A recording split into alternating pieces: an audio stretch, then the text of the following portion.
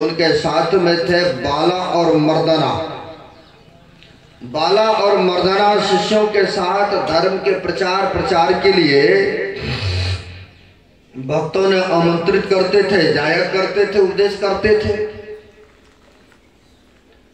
तो एक जगह इसी तरह से जैसे यह सड़क है, पास में पंडाल लगा हुआ है, इसी प्रकार से सत्संग हो रहा था। लोगों को पता चला कि वहां पर सत्संग हो रहा है, महापुरुषों का आगमन हुआ है।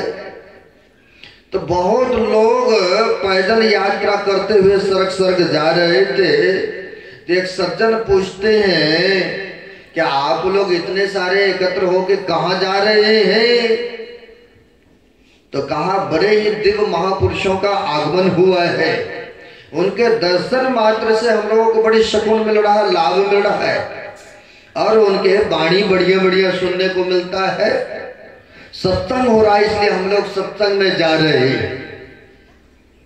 तो सज्जन ने कहा क्या हम भी जा सकते हैं आपके गुरु महाराज के सत्संग में?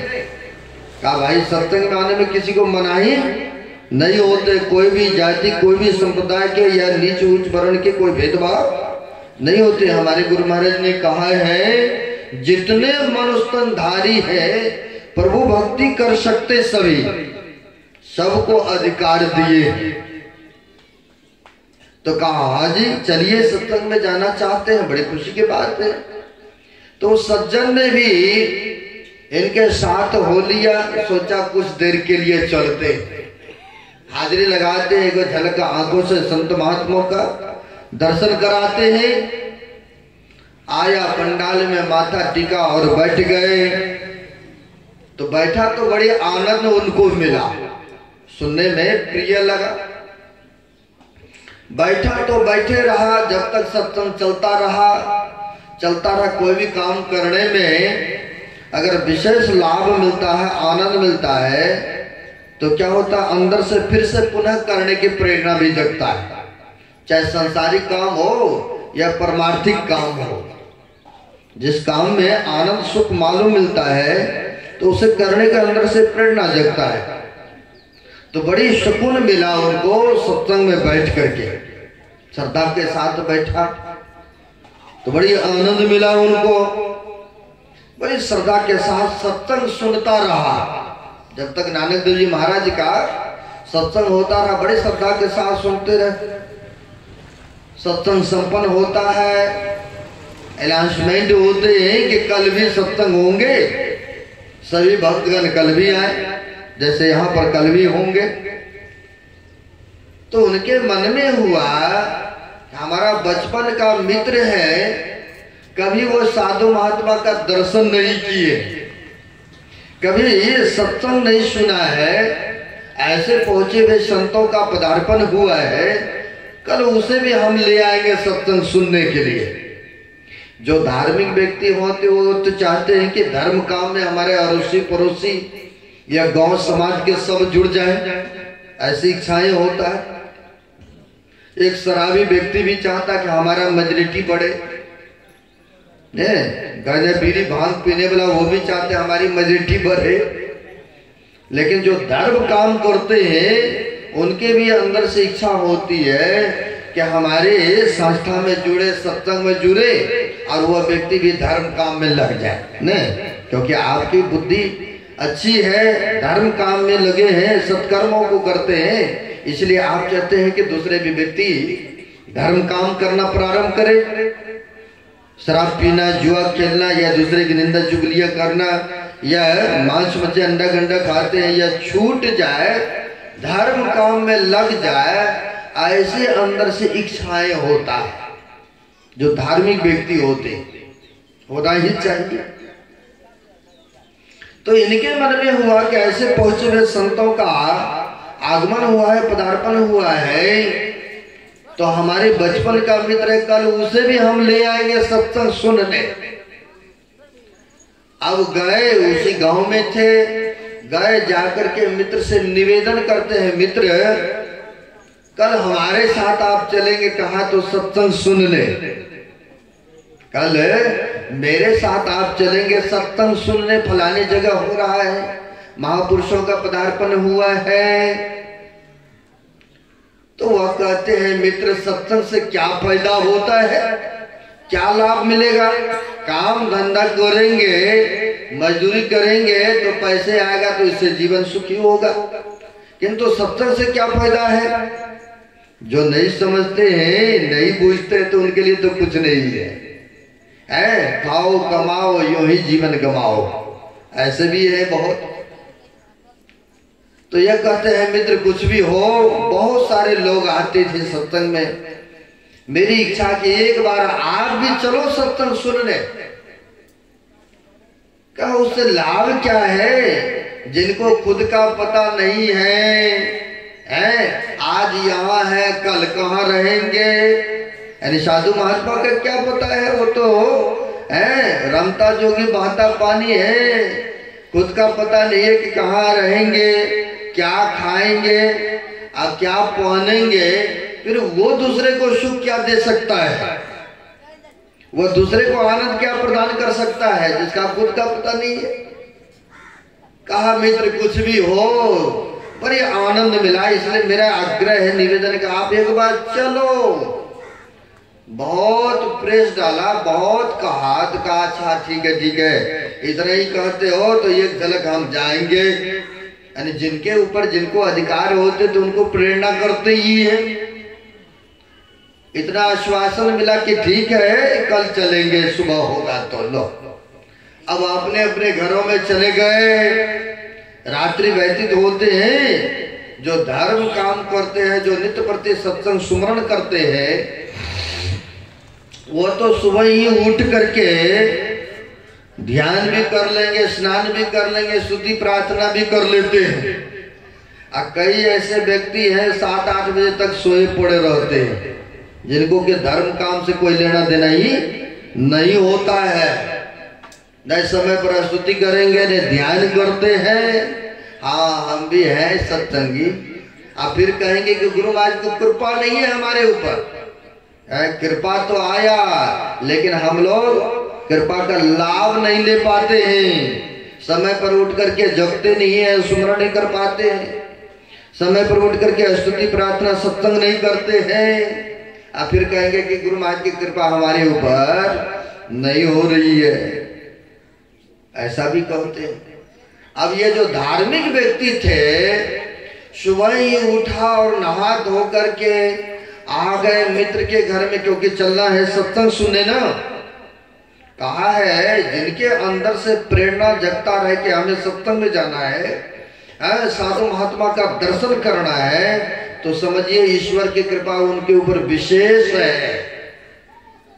जिनको सत्संग प्रिय नहीं लगता हो, हरि कथा बढ़िया नहीं लगता हो, तो इसे समझना चाहिए कि उनको प्रारब्ध का पाप सिर पर लादा हुआ, इसलिए हरि चर्चा उनको या साधु महात्मा का दर्शन प्रसन्न उनको अच्छा नहीं लगता। क्योंकि गोस्वामी जी महाराज ने कहा है ऐसा, पूर्व जन्म के पाप से हरि चर्चा नहीं सुहाए, जैसे ज्वर के ताप से भोजन के रुचि जाए। कहते किसी को ज्वर का ताप यानी तापमान फीवर आ जाए, बुखार लग जाए, और उनको बढ़िया से बढ़िया भी भोजन दीजिएगा ना, उनको अच्छा नहीं लगे, क्योंकि अंदर से गड़बड़ है ना, उनको ठीक नहीं लगता है। कहते ठीक उसी प्रकार से पास में बढ़िया से बढ़िया कथा प्रवचन हो रहा है, लेकिन सब व्यक्ति आकर के समागम में भाग नहीं ले पाते हैं। क्यों नहीं ले पाते? तो प्रारब्ध का उनके सिर पर पाप लगा हुआ है। अब आते हैं यह मित्र, देखते हैं सो ही रहा है अभी तक। आया, उनको उठाते जगाते हैं, मित्र हम लोगों को सत्संग में जाना है, अभी तक तुम तो फ्रेश भी नहीं हुआ है, नहाया धोया तक भी नहीं। अब उठाया, जबरन तैयार किया, क्योंकि सत्संग का समय निकलता जा रहा है। उठाया, तैयार करते हैं, दोनों मित्र पैदल यात्रा करते हुए चले नानक देव जी महाराज के सत्संग सुनने। लेकिन सड़क सड़क जा रहे थे, एक जगह देखा बहुत विशेष पब्लिक एकत्र हुए पड़े। तो जा रहे थे जी, इन्होंने कहा कि एक बार मैं देख के आता हूँ, आखिर बात क्या है, इतना लोग कट पड़ा है। कई बार आप लोग भी कहीं जाना न करते हैं ना, कहीं जगह 150 आदमी इकट्ठा हो तो कई बार अंदर से इच्छा होता है, आखिर बात क्या है, इतना लोग कट पड़ा है। किसी से पूछ भी बैठते हैं आप लोग, आखिर बात क्या है। तो यह देखते हैं, कहते हैं मित्र मैं देख के आता हूँ, इतने लोग इकट्ठा है, देख के आता हूँ।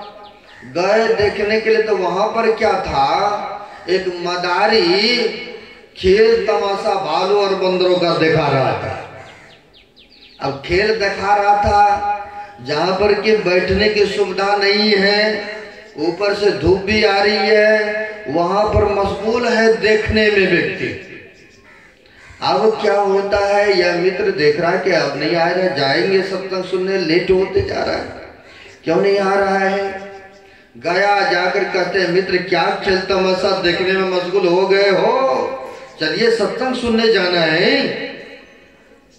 अब यह मित्र को बड़ी बुरा लगा, जिनको जबरन तैयार करके लेके जा रहे थे सत्संग सुनने के लिए, इनको बड़ा बुरा लगा। कहते हैं मित्र क्या है यार, सत्संग करते रहते हैं, हाथ धोकर के ही पीछे पड़ गए हैं मेरे, जाइए हमें नहीं जाना है सत्संग में, आपको जाना है आप जाइए, हम नहीं जाएंगे। इतने सारे लोग देख रहे हैं तो इनको भी कहिए जाने के लिए, तब न मालूम है। आप तो हाथ धो के ही पीछे पड़ गए हैं भाई, जिनके ऊपर जिनको अधिकार होते हैं ना, तो वो तो कुछ भी कर सकते हैं ना है। इनके तो बचपन का मित्र था तो कह रहे थे, अब ये कहते हैं हमें नहीं जाना सत्संग में, आपको जाना हो जाइए। बेचारा निराश हो गए हैं, आए थे तो सत्संग सुनने, संत महापुरुषों के दर्शन करने, लेकिन भाग्य में नहीं था। इसलिए कहा है एक महापुरुषों ने, भाग्यहीन को ना मिले भले वस्तु को भोग, दाग पके मुख काग को होत पाक का रोग। कहते भाग्यहीन व्यक्ति को संत महापुरुषों का दर्शन या सुनने को नहीं मिलता है।